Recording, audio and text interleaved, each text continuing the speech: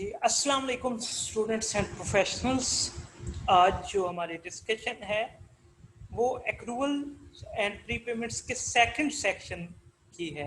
कल हमने पिछले लेक्चर में डिस्कस किया था कि एक्रूवल्स एंड प्रीपेमेंट्स को हम एक्सपेंसेस की अगर एक्रूवल्स हों या प्रीपेमेंट्स हों तो उनको कैसे अपनी बुक्स ऑफ अकाउंट्स में रिकॉर्ड करते हैं। आज हमारी जो डिस्कशन है वो एक्रूवल्स एंड प्रीपेमेंट्स की रेवेन्यू साइड की, इनकम साइड की है। आज का जो लेक्चर है ये ICMAP का paper introduction to financial accounting, CA का paper CAF 1 introduction to accounting, ACC का पेपर F3 और बाकी प्रोफेशनल सर्टिफिकेशंस या जो students MCOM, MBA, BCOM, BBA में फाइनेंशियल अकाउंटिंग का पेपर ले रहे हैं उनके लिए ये लेक्चर बहुत यूज़फुल है। जी, तो हम बात स्टार्ट करते हैं इनकम के हवाले से कि एक हमारी एक्रूड इनकम होगी, इसकी डेफिनेशन हम बाद में देखते हैं, और ये हमारा एसेट कंसीडर होगा। एक्रूड इनकम क्या कंसीडर होगी? एसेट। दूसरी साइड पे प्रीपेड इनकम या इनकम रिसीव्ड इन एडवांस भी इसको बोलते हैं या अनअर्न्ड इनकम भी बोलते हैं, ये हमारी लायबिलिटी होगी। अब ये इनवर्स है एक्सपेंसेस के केस से। एक्सपेंसेस के केस में अगर एक्रूड एक्सपेंसेस हैं तो वो हमारी लायबिलिटी है और प्रीपेड एक्सपेंसेस हैं तो वो हमारे एसेट हैं। तो इनकम के केस में ये उससे बिल्कुल अपोजिट हो गया। आइए अब हम बात करते हैं क्यों ऐसा है। सबसे पहले हम डेफिनेशन देखते हैं एक्रूड इनकम की। अब ये ऐसी इनकम है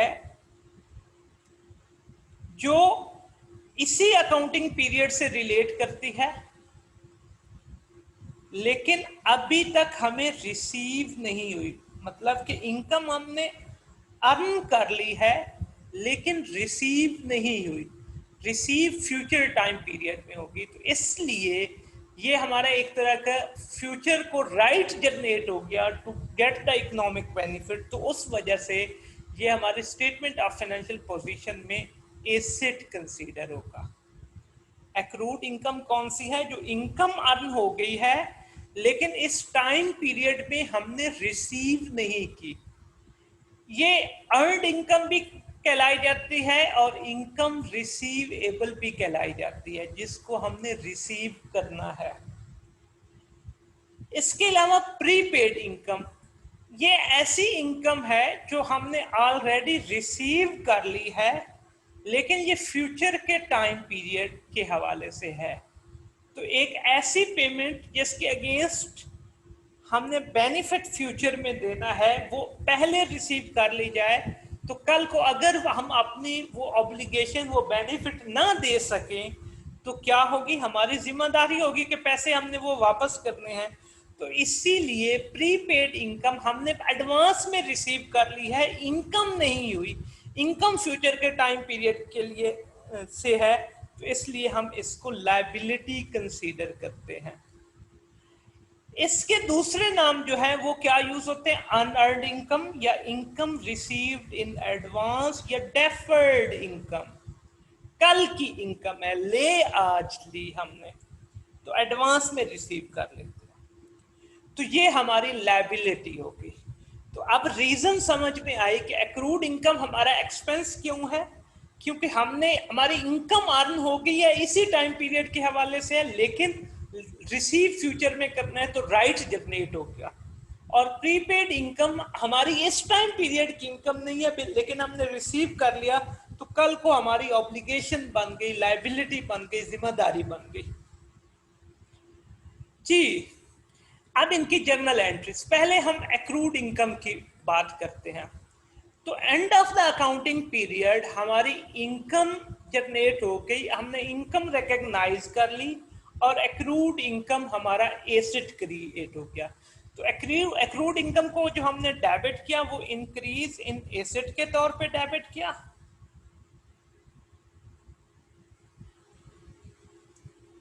और इनकम को जो क्रेडिट किया वो इंक्रीज इन इनकम के तौर पे क्रेडिट किया।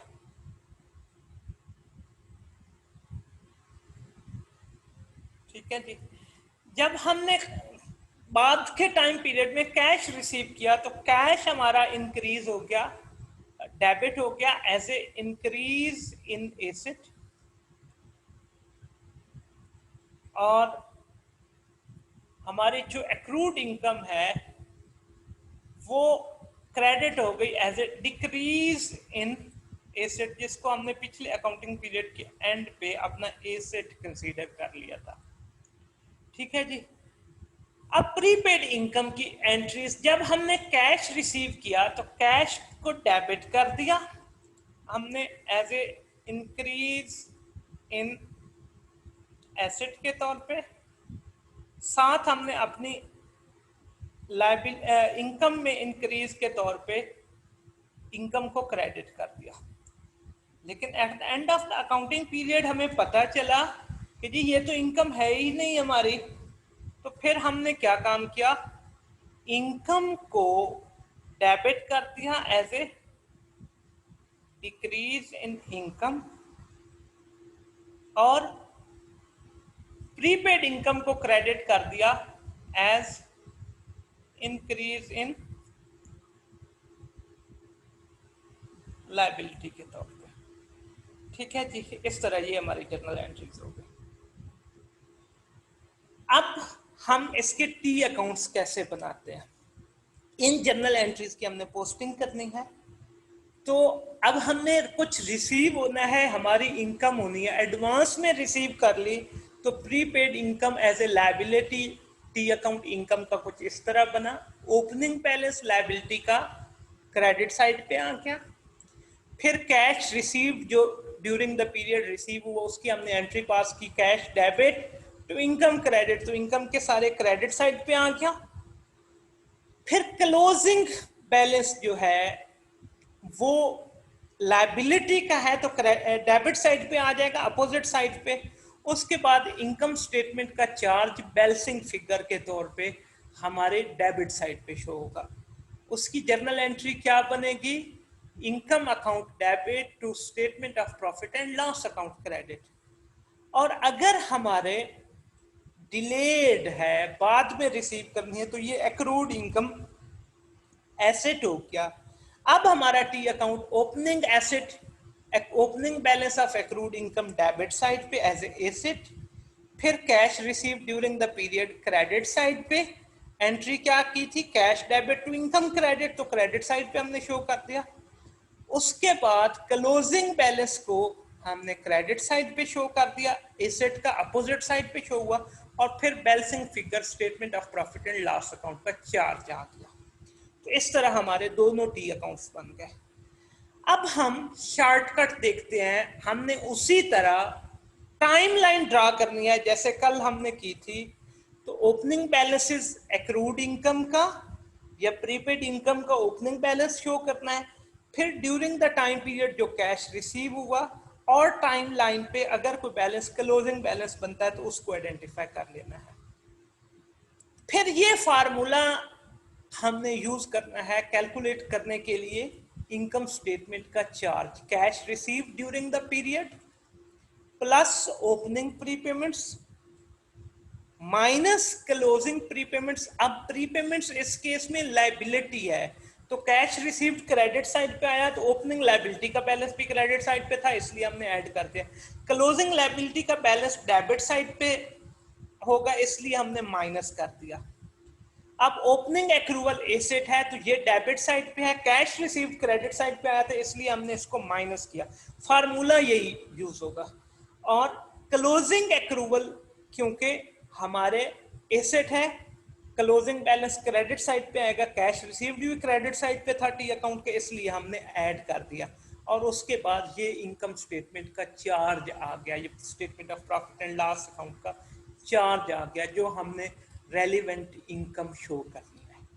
तो ये डिस्कशन थी। अब फर्क क्या है कि इनकम के केस में अगर एक्रूड इनकम है तो वो एसेट है, और प्रीपेड इनकम है तो वो लायबिलिटी है, एज कंपेयर टू एक्सपेंसेस यहाँ पे टोटली उससे इनवर्स है। अब आइए कुछ क्वेश्चंस देखते हैं, और इसके पहले इफेक्ट्स देखते हैं। अच्छा जी, एक्रूड इनकम से क्लोजिंग बैलेंस के इफेक्ट्स हम डिस्कस कर रहे हैं। इनकम क्या होगी?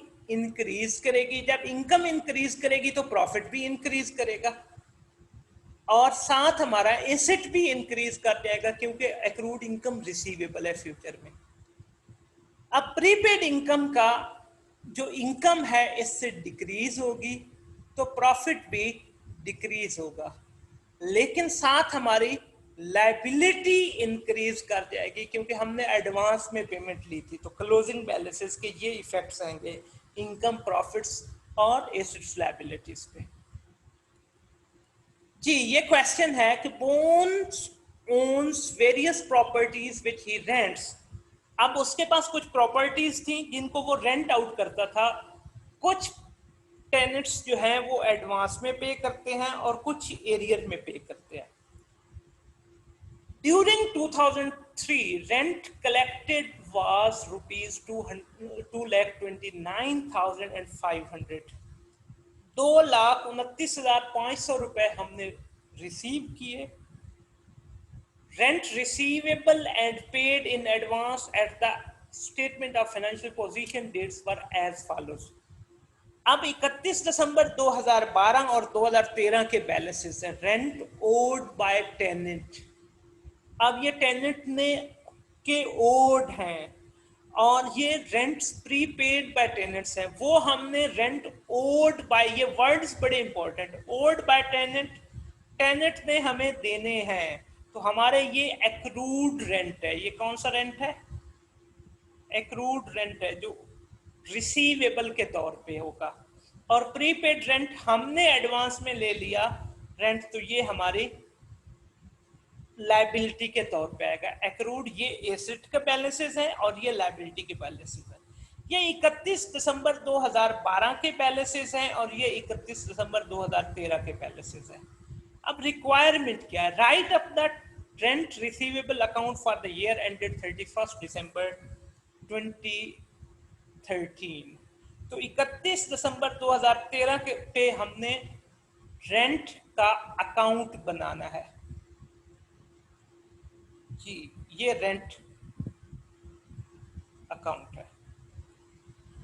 अब देखें हमारा फॉर्मेट क्या कहता है। और पहले अगर मैं टाइम लाइन ड्रॉ करूं तो कुछ इस तरह है। ये है 1 जनवरी 2013। तो जो क्लोजिंग बैलेंसेस हैं 31 दिसंबर 2012 के, वो 1 जनवरी 2013 को ओपनिंग बैलेंसेस बन जाएंगे। तो ओपनिंग एक्रूवल्स जो हैं, आप याद रखिएगा ये लायबिलिटी है हमारी, वो है 34,200 की। और ओपनिंग प्री पेमेंट्स जो हैं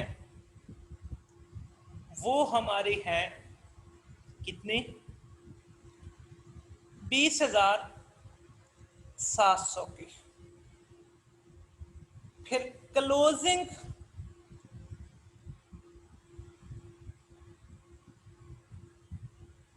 प्री पेमेंट्स हैं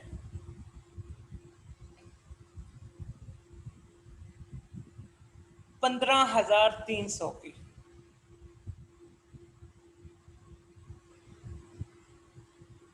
और क्लोजिंग एक्रूवल्स जो है 31 दिसंबर 2013 को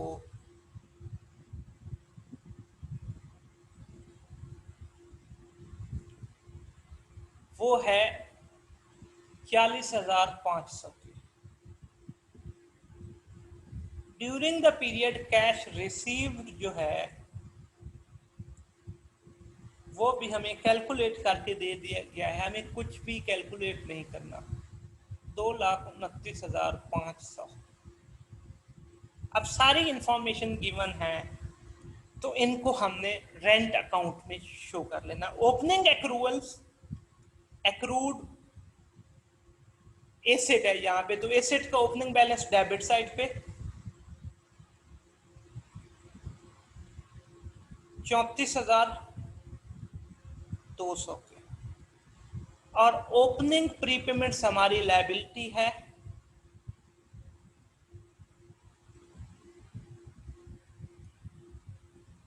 वो है 20,700 की।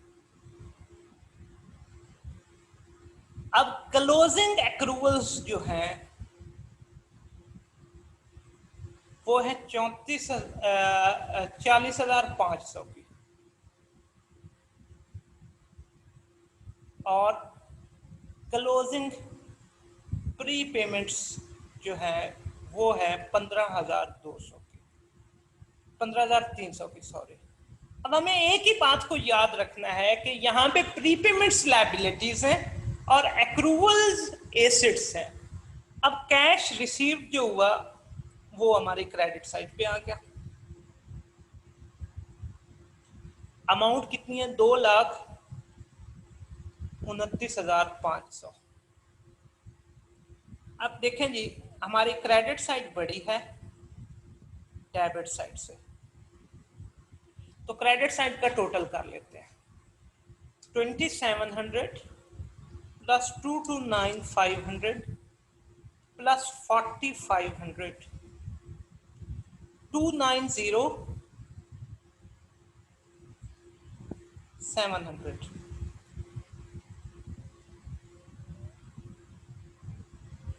बड़ी साइड का टोटल लिख दिया, माइनस 34,200 माइनस 15,300, तो हमारा बैलेंसिंग फिगर आया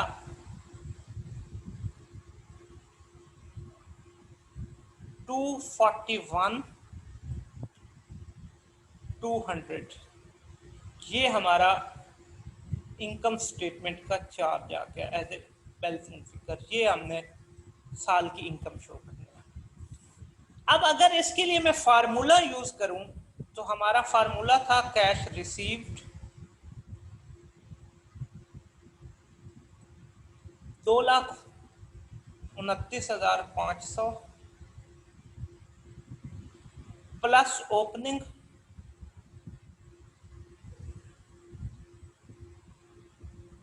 prepayment 20,700 minus closing prepayment 15,300 minus opening accruals 34,200 plus closing accruals 40,500। अब इसका अगर मैं टोटल करके यहाँ पे लिख लूँ तो ये दोनों फिगर्स माइनस होंगे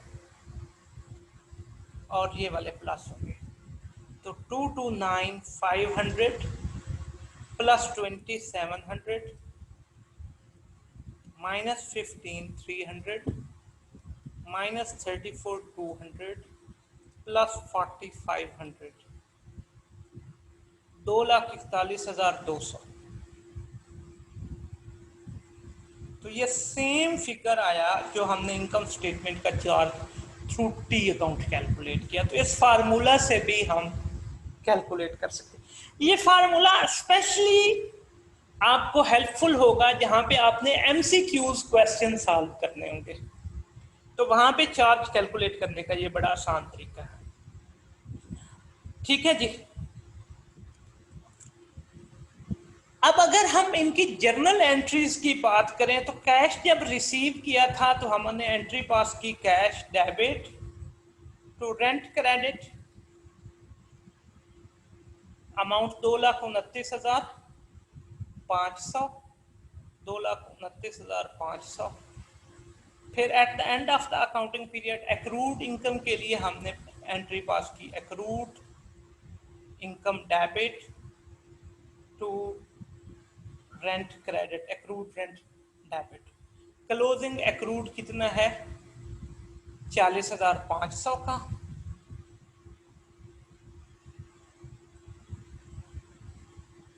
और तीसरी एंट्री हमने पास की प्रीपेड इनकम की, तो उसकी एंट्री हमने डाली रेंट डेबिट टू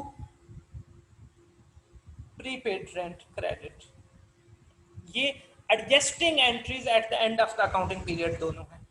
वो कितनी है प्रीपेड रेंट? 15,300, और इनके इफेक्ट्स हमने ऑलरेडी टी अकाउंट्स में डायरेक्ट शो कर दिए। तो ये मैंने एडिशनल डिस्कशन जस्ट आप लोगों की अंडरस्टैंडिंग के लिए किया है। तो ये क्वेश्चन था। अब हम बात करते हैं नेक्स्ट क्वेश्चन की। अच्छा जी, ये बड़ा इंपॉर्टेंट क्वेश्चन है। इसमें एडजस्टिंग एंट्रीज की बात है। कुछ कल के लेक्चर के रेलिवेंट भी एडजस्टिंग एंट्रीज होंगी, कुछ आज के लेक्चर के रेलिवेंट भी होंगी, कि हमने eight the end of the accounting period कैसे करनी है। जी, Zamil Traders commenced business on 1st January 2016 and is maintaining its accounting record under cash basis. The following transactions are appearing in its records. जी, सबसे पहले 8 जनवरी 2016 को 1 year office rent was paid in advance amounting to rupees 1.2 million. हमने 8 जनवरी को entry पास कर दी कि पूरे साल का रेंट ही एडवांस में पे कर दिया। उसके बाद 15 जनवरी को एंट्री हुई। अब जब ये रेंट हमने एडवांस में पे किया था तो हमने एंट्री पास की थी rent expense debit to cash credit 1.2 million का सारे का सारा। 15 जनवरी को हमने advance payment of ₹20 million was made against a purchase order. 60% of the order goods were received in January 2016. हमने पूरी की पूरी पेमेंट कर दी परचेजेस के अगेंस्ट। हमने एंट्री पास की परचेजेस टू कैश, लेकिन एट द एंड हमें सिर्फ 60% की परचेजेस हुई, बाकी 40% की परचेजेस नहीं हुई। उसकी एडजस्टिंग एंट्री डालनी है। फिर 21 जनवरी 2016 को 5 मिलियन रिसीव कर लिए against supply of goods in January 2016। Goods amounting to ₹3 million could not be delivered in time because of transport strike. 5 million पूरे के पूरे की पहले सेल्स शो कर ली हमने, एंट्री पास की cash debit to sales credit, लेकिन एट द एंड हमने 3 मिलियन की चीजें डिलीवरी अभी तक नहीं की, सेल्स हुई नहीं है, स्ट्राइक हो गया था। फिर 31 जनवरी 2016 को हमने सेल्स बुक की on receipt of cheque amounting to ₹0.9 million, which represents the price of goods supplied net of 10% cash discount. देखो, हमने कैश डिस्काउंट हमारा एक्सपेंस होना था, लेकिन हमने उसको ट्रेड डिस्काउंट कंसीडर कर लिया। नेट 0.9 मिलियन पे सेल्स शो कर दी, जो कि 90% है। अब 10 मिलियन की सेल्स को रिकॉग्नाइज करना था, वो किया ही नहीं। उसको एट द एंड देखेंगे। 1 फरवरी 2016 को पेमेंट ऑफ, अब ये देखें अगले महीने में हमने सैलरीज और वेजेस की पेमेंट की मंथ ऑफ जनवरी की 0.5 मिलियन। इसमें से 0.02 मिलियन जो है वो एडवांस सैलरी है फरवरी की। इट मींस बाकी 0.48, 0.5 माइनस 0.02 मिलियन जो है वो 0.48 जो है वो सैलरीज जनवरी की एंड पे अक्रू हो गई थी, लेकिन उनकी पेमेंट हमने कब की? फरवरी में। उसके बाद 15 फरवरी 2016 को payment of utility bills of the month of January 2016 amounted to ₹0.3। अब ये बिल भी अक्रू हो गया 31 जनवरी को, लेकिन हमने पेमेंट कब की? 15 फरवरी को। रिक्वायरमेंट क्या है? आपने एडजस्टिंग एंट्रीज पास करनी है मंथली फाइनेंशियल स्टेटमेंट्स बनाने के लिए for the month of January 2016 under accrual basis of accounting. जी, तो अब हम पहली एंट्री जो हमने पास कर ली थी 8 जनवरी को, उसके रेलिवेंट जर्नल एंट्री पास करते हैं। पूरे साल का रेंट हमने उस वक्त तो क्या डेबिट किया? Rent expense debit to cash credit. लेकिन अभी एक माह गुजरा तो 11 माह का 1.2 डिवाइडेड बाय 12 टाइम्स 11, 1.1 मिलियन का रेंट पेड इन एडवांस था, तो प्री पेमेंट थी। तो इसकी अब हम एंट्री क्या पास करेंगे 31 जनवरी को। 31 जनवरी को पहले की हमने एंट्री पास की, प्रीपेड की एडजस्टिंग एंट्री पास करनी है। तो प्रीपेड रेंट एक्सपेंस प्रीपेड था, rent as a increase in asset debit to rent उसके एक्सपेंस को डी रिकॉग्नाइज कर लिया 1.1 मिलियन से। ठीक है जी, ये पहली एंट्री हो गई। अब दूसरी है एडवांस पेमेंट 20 मिलियन की परचेज ऑर्डर के अगेंस्ट की थी, 60% of the goods were received. अब हमने एंट्री पहले क्या पास कर दी, purchases debit to cash credit 20 million की। अब 60 मिलियन की परचेजेस होगी, बाकी 40 मिलियन की परचेजेस नहीं है, तो परचेजेस को डी रिकॉग्नाइज करना है। और एडवांस पेमेंट हमने जो की सप्लायर को, उसको एज ए एसेट प्रीपेमेंट के तौर पे, इंक्रीज इन एसेट के तौर पे हमने डेबिट करना है। तो 20 मिलियन टाइम्स 40%, ये 8 मिलियन बन गया। तो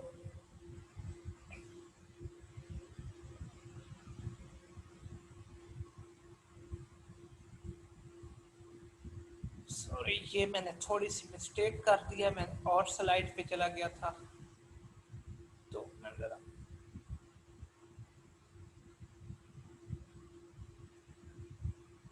ये, तो पहले हमने 31 जनवरी को एंट्री पास की थी, prepaid rent debit to rent credit 1.1 million का।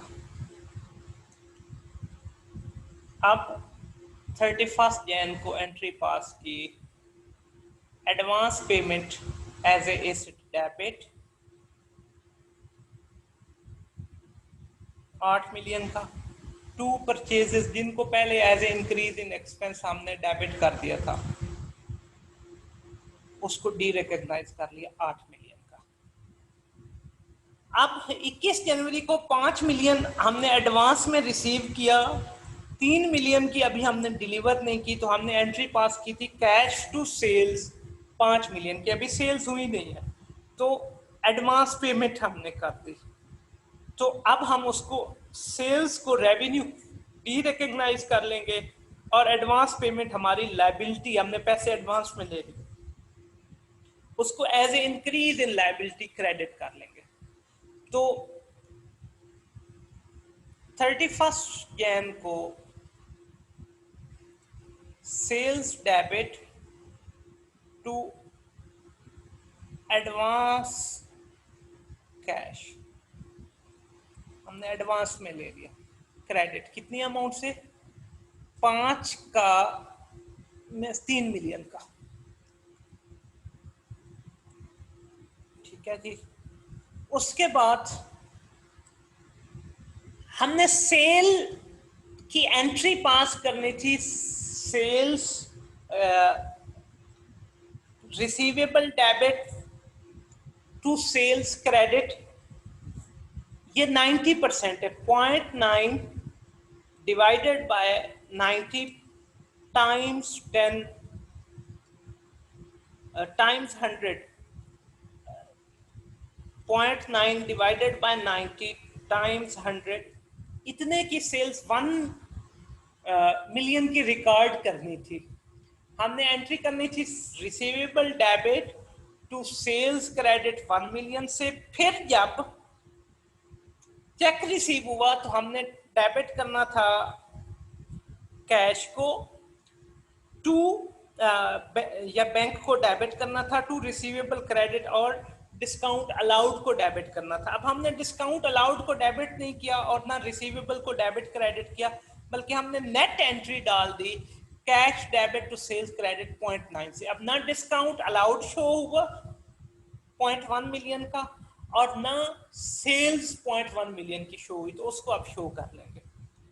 एंट्री बने 31 जनवरी को discount allowed as a expense debit 0.1 million to sales credit 0.1 million से। अब इसकी कैलकुलेशन कैसे हुई? 0.9 times 10% divided by 90% is equal to 0.1, ये कैलकुलेशन है। उसके बाद ये सैलरीज और वेजेस की पेमेंट 1 फरवरी क्यों हुई? तो 31 जनवरी को ये एक्रू हो गई थी, लेकिन याद रखिएगा टोटल पेमेंट 0.5 मिलियन की थी, इसमें से 0.02 मिलियन की पेमेंट रिलेटेड टू फरवरी है। तो एक्रू कितनी हुई थी? 0.5 माइनस 0.02 इज इक्वल टू 0.48। तो ये लायबिलिटी आपकी बन चुकी है और एक्सपेंस भी हो गया। तो हमने एक्रूड एक्सपेंस के लिए 31 जन को एंट्री डाली, सैलरीज एंड वेजेस डेबिट 0.48 के साथ। क्यों 0.5 में से 0.02 तो रिलेट भी फरवरी के रिलेटेड है to accrued salaries and wages.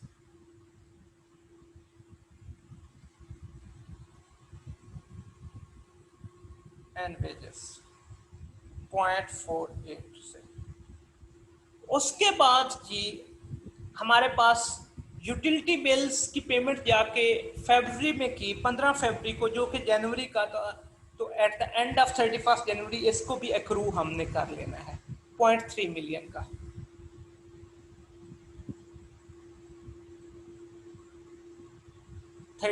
जन utility bill expense debit amount कितनी है? 0.3 मिलियन की। 0.3 to accrued utility bill 0.3 million. लो जी, ये थी हमारी adjusting entries at the end of the accounting period about these things. जी तो अब हम नेक्स्ट क्वेश्चन की तरफ बढ़ते हैं। क्वेश्चन है, on finalizing the draft accounts Minhas identified that he has ₹1,000 rental income receivable. अब उसने कहा कि मेरी रेंटल इनकम रिसीवेबल 1000 की है, तो एक्रूड इनकम हो गई। एक्रूड इनकम एसेट होता है, और जो इनकम हमने during the time period receive कर ली और जो रिकॉर्ड कर ली वो 11,000 की है।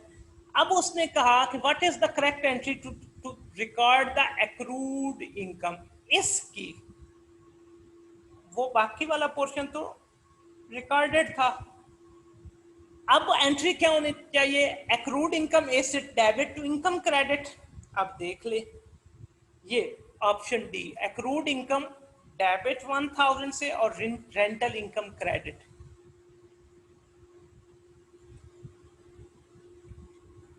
After finalizing the draft account of business, it was identified that the salaries expense payable for ₹9,000 has been ignored. अब ये एक्सपेंस का केस कल वाले के रिलेटेड है, इसको हमने इग्नोर कर दिया, ये एक्सपेंस नहीं किया। Salary expense paid during the year was ₹110,000। 1,10,000 का सैलरी का एक्सपेंस पे हो गया, उसको रिकॉर्ड कर लिया। Accrued salary, accrued expense liability होता है, अब इसको हमने इग्नोर कर दिया। अब होने क्या एंट्री थी? Salary expense debit to accrued salary credit.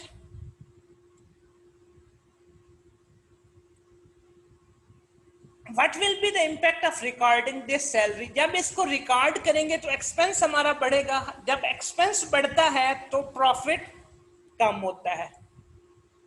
जी तो किस अमाउंट से? जो नहीं रिकॉर्ड हुई, अनरिकॉर्डेड, ये वाली अमाउंट। तो profit will be reduced by ₹9,000। Option A is the right answer.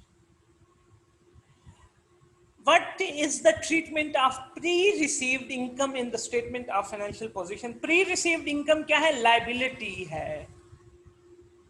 Prepaid income क्या होती है? हमने एडवांस में रिसीव कर ली, उन्होंने एडवांस में हमें पे कर दिया, हमारी इनकम नहीं हुई, तो ये हमारी लायबिलिटी बनेगी।